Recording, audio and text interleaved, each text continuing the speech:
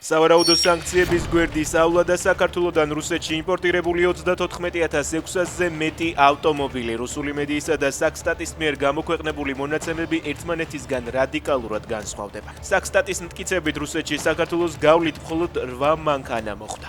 რუსული ანალიტიკური სააგენტოს ავტოსტატის დირექტორი კი წერს, რომ მონაცემები გასული წლის ციფრებს 3-ჯერ აღემატება.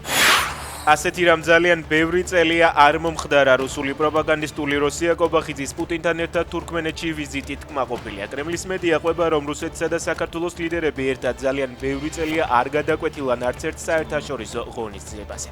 ოკუპანტი ქვეყნის ტელევიზია ოცნების პროპაგანდას იმოწმებს კობახიძეს, ციტირებს და ამბობს, რომ საქართველოს ყველანაირად უბიძგებდნენ გაეხსნა მეორე ფრონტი რუსეთის წინააღმდეგ. ევროპა აღარასოდეს იქნება დამოკიდებული რუსულ გაზზე. ევროპარლამენტმა მიიღო კანონი, რომელიც 2027 წლიდან რუსული გაზის იმპორტის სრულ ეტაპობრივ გაუქმებას ითვალისწინებს. ერდოღანი ცდილობს პუტინს უკან დაუბრუნოს რუსეთისგან 10 წლის წინ ნაყიდი რაკეტები. ინფორმაციას ბლუმბერგი ავრცელებს და წერს, რომ ეს ნაბიჯი თურქეთს პოტენციურად საშუალებას მისცემს შეიძინოს ამერიკული წარმოების F-35 გამანადგურებლები. გამოცემის ცნობით ერდოღანმა ეს საკითხი გასულ კვირას თურქმენეთში გამართულ შეხვედრაზე პუტინთან წამოჭრა.